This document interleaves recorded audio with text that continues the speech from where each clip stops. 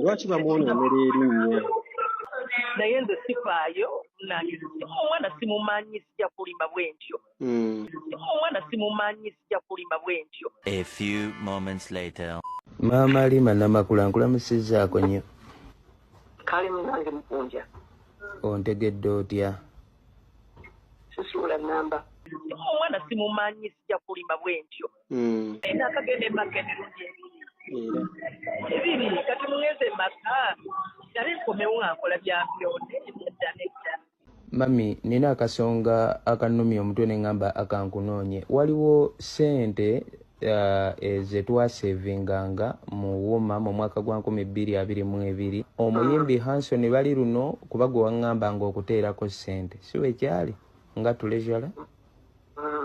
Era ssente nazisanga ku simu ya Hanson bali luno nagenda okulaba agenze mu Federation ewa Mr. Eddie Kenzo ate nawe kwe nali ŋŋumidde ate naawe nkulaba wadda mu Federation.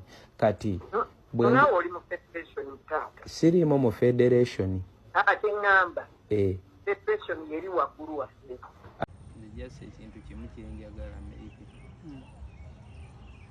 Kati nfute kuno nina kwetonda. Kuba kati naye wennyini okujja nze kulowooza gwe asoose okunkubira okwagala okunda. Bangi kyemmanyi bangi.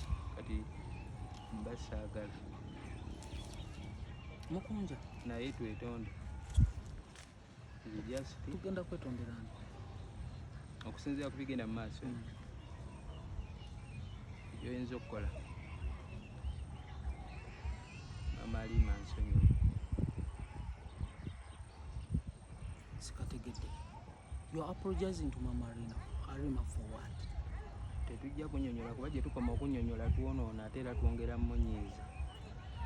Ye yakutuusa ku kino. Anti kati kye kyenkuganye nti gye tukoma